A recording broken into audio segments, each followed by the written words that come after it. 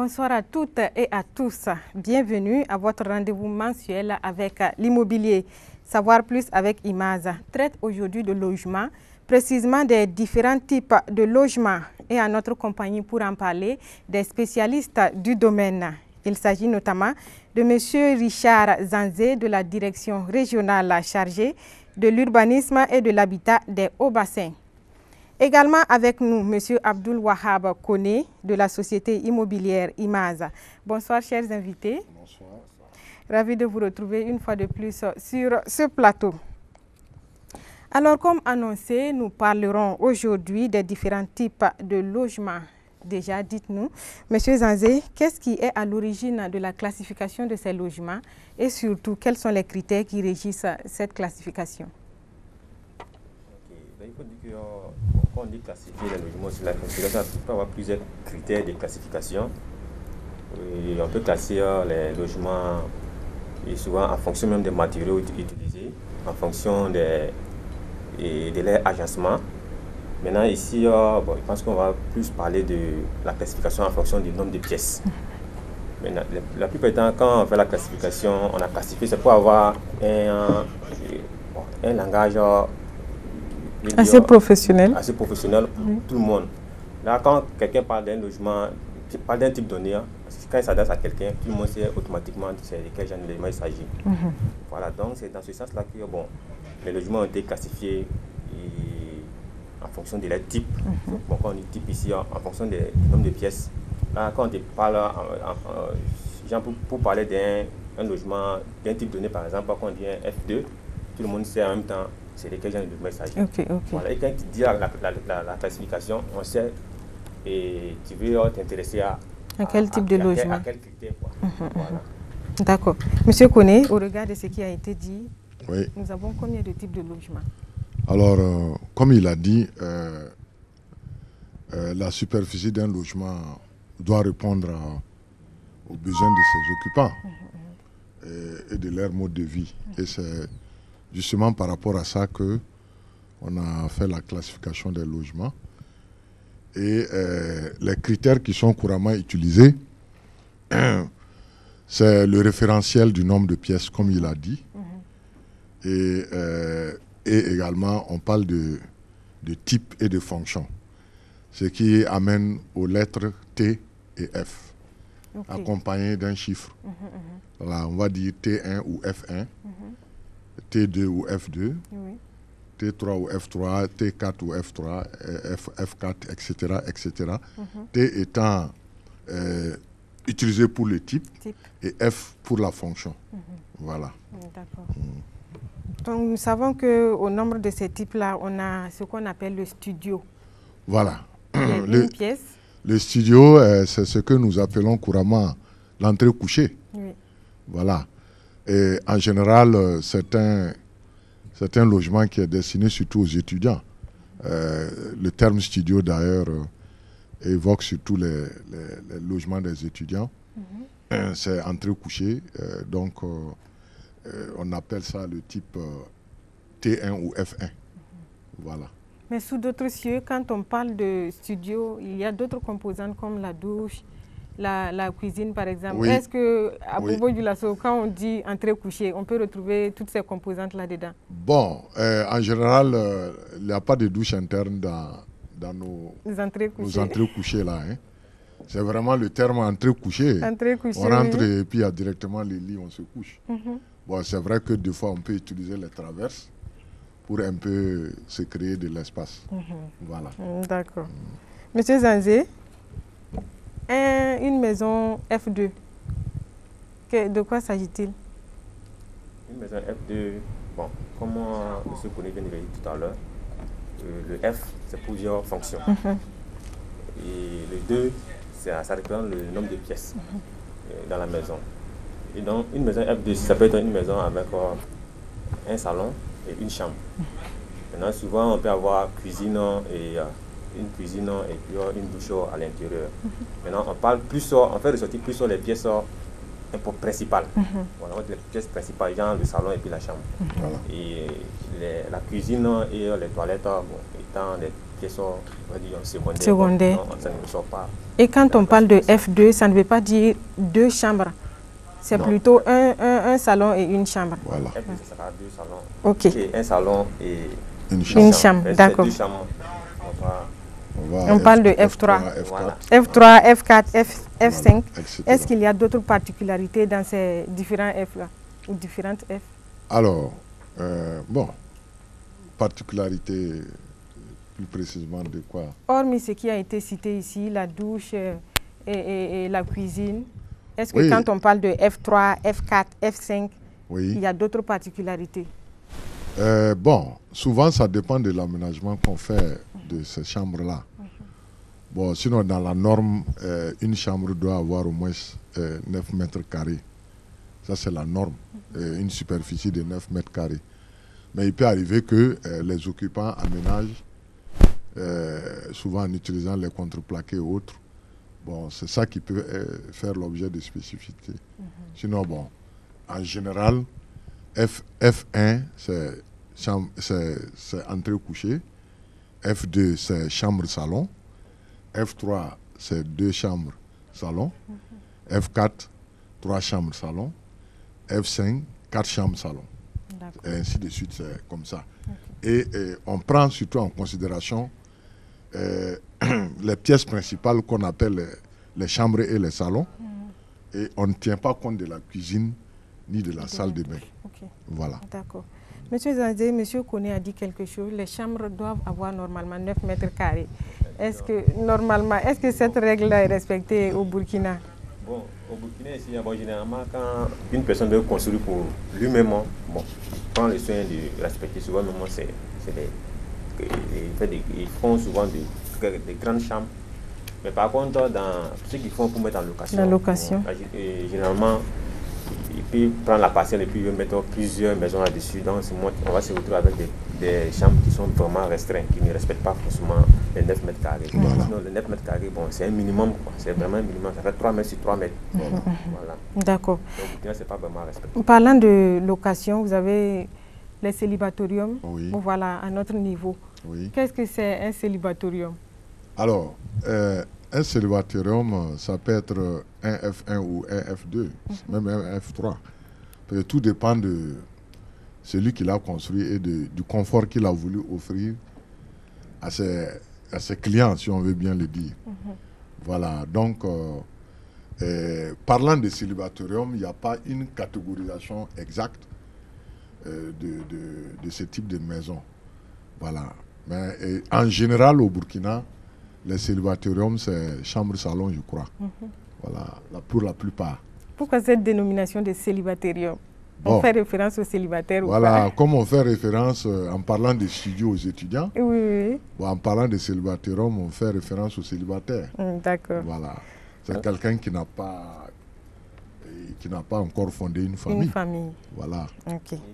Aussi, pour ajouter un peu à ce que M. Koné vient de dire aussi, là aussi, la particularité, la plupart du temps, ces maisons-là partagent une même cour. Voilà, une cour commune, comme on a couramment l'habitude de le dire. Et je pense que le terme célibatorium aussi, c'est plus parce que c'est juste, bon, la plupart du temps, ça ne dépasse pas des F2. F2. Voilà, ça ne dépasse pas F2. Donc, c'est dire c'est pour une seule personne. Voilà, c'est fait pour être pour une seule personne. Tu as ta chambre et puis ton salon. D'accord. Jusque-là, il était question essentiellement des maisons basses, on va le dire. Hein. Et pour ce qui est des maisons à niveau, alors, voilà, quand est-ce qu'on parle de duplex, par exemple, dans le domaine immobilier? Alors, le duplex, comme son nom l'indique, c'est un appartement sur 2 étages, réunis par un escalier interne. Parce que, bon, très souvent, il y a la commodité de circulation. Donc, un duplex, c'est un appartement sur 2 étages. Et ça veut dire rez-de-chaussée plus une maison en haut. R1. Voilà, R1. D'accord. Voilà. Et le triplex? Le triplex, c'est également le rez-de-chaussée plus 2 niveaux. D'accord. Voilà. On entend parler souvent de souplex aussi. Souplex. Voilà. Là, c'est quand on descend. Après le rez-de-chaussée, on a la cave Et on peut même faire aussi un séjour en bas, ou même des chambres en bas. Bon, ça demande des grands moyens. Est-ce qu'on rencontre justement ces types de maisons, par exemple à Bobo? Les souplex, c'est rare, au Burkina. Oui. C'est rare parce que c'est très coûteux en investissement. Et même en commodité de séjour, ça demande pas mal d'énergie. Et ce sont des maisons vraiment qui sont rares au Burkina ici. Ok. Monsieur Zanzé, on a parlé de studios F1, F2, F3, F4, F5. Est-ce que tous ces types-là, même les triplex et les duplex, sont représentés au niveau de votre ressort territorial, c'est-à-dire les hauts bassins? Au niveau des hauts bassins, en tout cas, si c'est les F1, les bâtiments à plein pied, là il y en a beaucoup. Donc là, c'est ce qui est un peu général. Et les duplex aussi, il faut dire, bon, de nos jours, les gens construisent quand même en niveau. Les gens ont tendance à faire plus, mais ça demande beaucoup, ça coûte beaucoup. Certainement, ça cause que ce n'est pas trop répandu, mais il y en a quand même. Donc, quand on arrive au niveau des triplex, voilà, c'est assez rare. C'est un peu rare. Et moi, je pense qu'il y a beaucoup ici, en tout cas, je connais un seul triplex à Wenzingville. Voilà. D'accord. Sur les types de maisons justement existants à Bobo-Dioulasso, une de nos équipes de reportage était sur le terrain pour faire l'état des lieux. Suivez donc son reportage. La ville de Bobo-Dioulasso a connu une démographie galopante au fil du temps. Une démographie conjuguée avec le développement des infrastructures à travers les investissements immobiliers. Confinée autrefois aux constructions simples, la cité de Sia connaît de nos jours plusieurs types de constructions. Villa simple, célibatarium et j'en passe, les choix varient en fonction des ambitions et du pouvoir d'achat. Moi, je préfère toujours les petites villas par rapport aux étages. Pourquoi? Voilà. Et le pourquoi, c'est très simple. Et quand je dis je préfère les petites maisons comme les villas, c'est-à-dire ça peut me garantir à tout moment et à n'importe quand.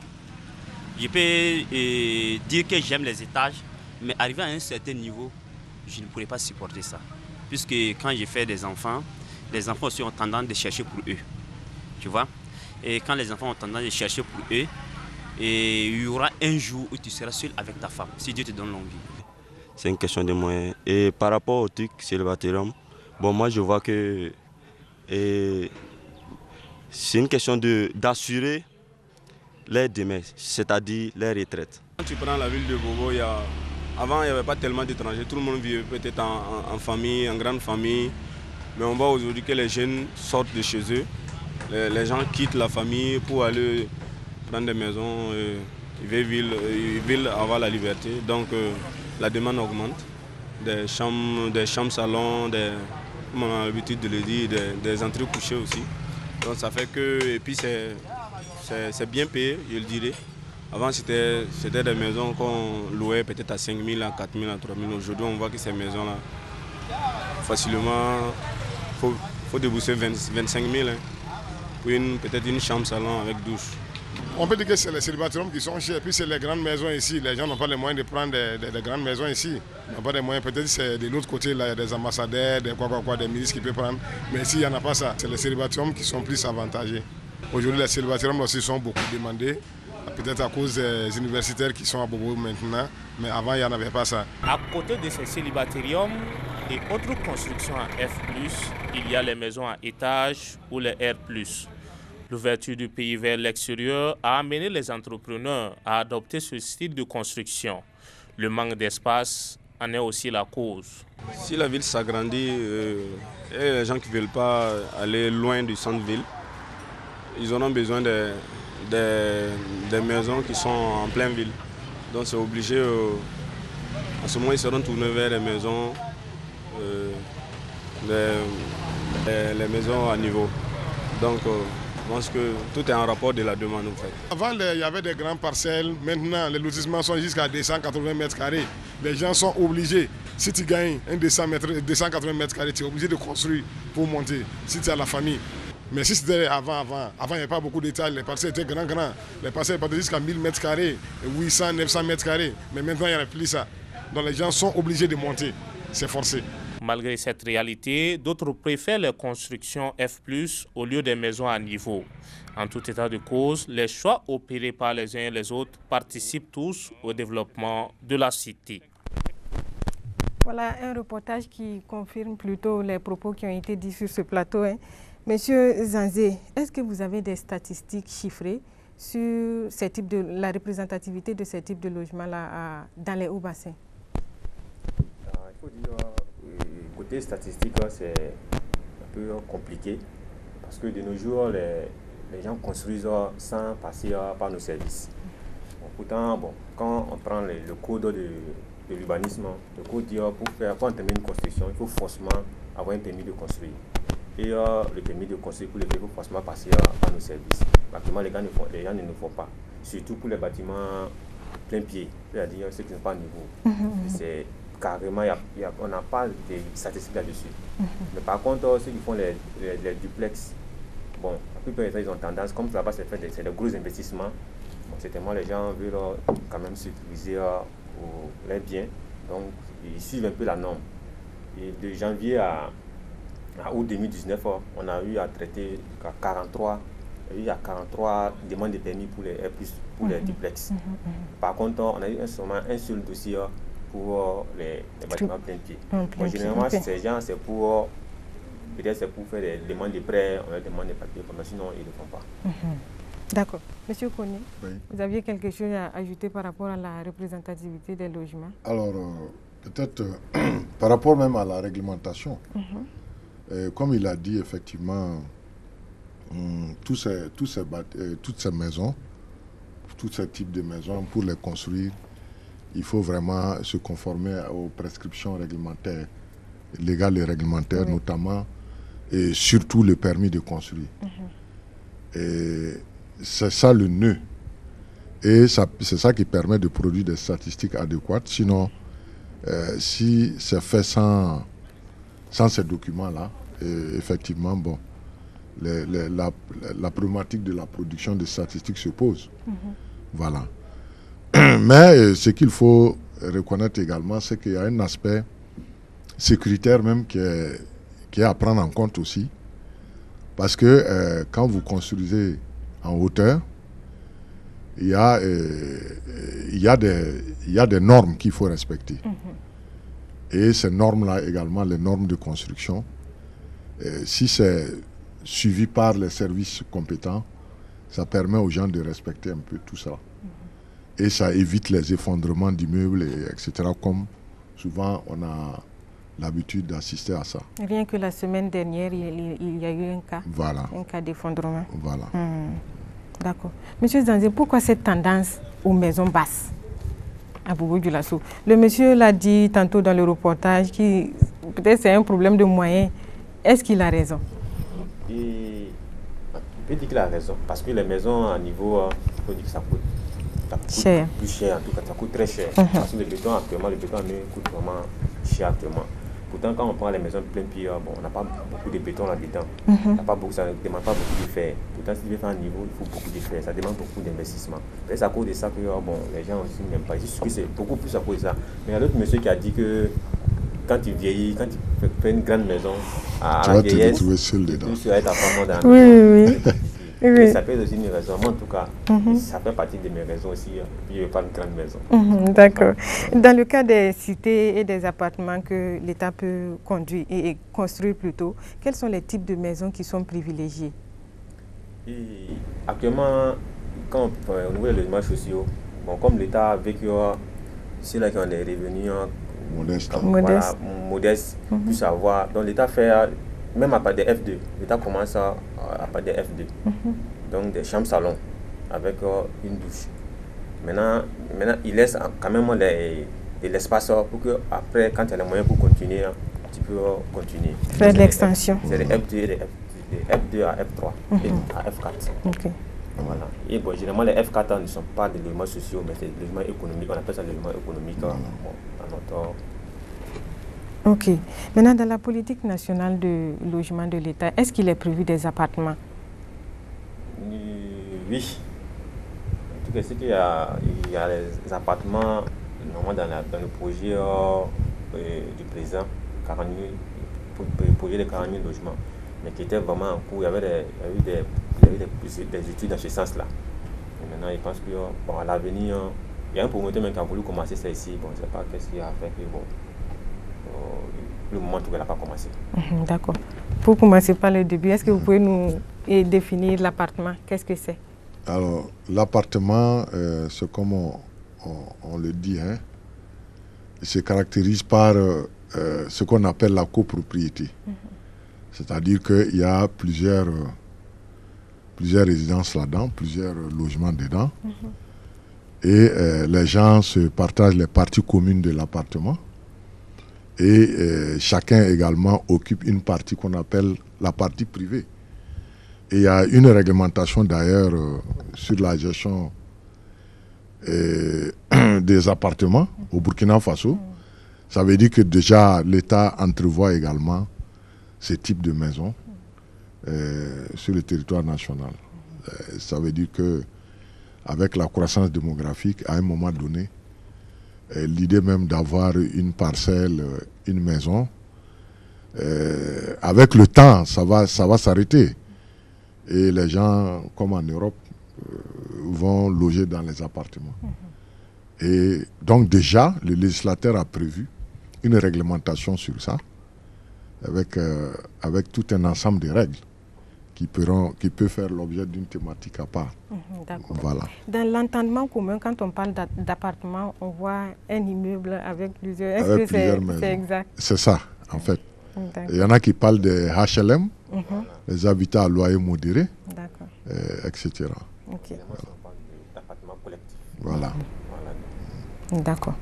Et on sait que IMAZ a un projet, justement, la construction de cités. C'est ça. Voilà. Quels sont les types de maisons? Alors, dans nos projets, effectivement, nous avons des appartements également. Nous avons aussi des maisons de tous les types, pratiquement, sauf les F1 et les F2. Et même les F3, bon, c'est rare. Dans nos projets, c'est surtout à partir de F4. À partir de F4. Voilà, maintenant, il y a les appartements également qui sont prévus. Voilà. Vous avez parlé de rareté. Ce qui est rare ici, c'est les F5. Est-ce qu'il y en a à Bobo-Dioulasso?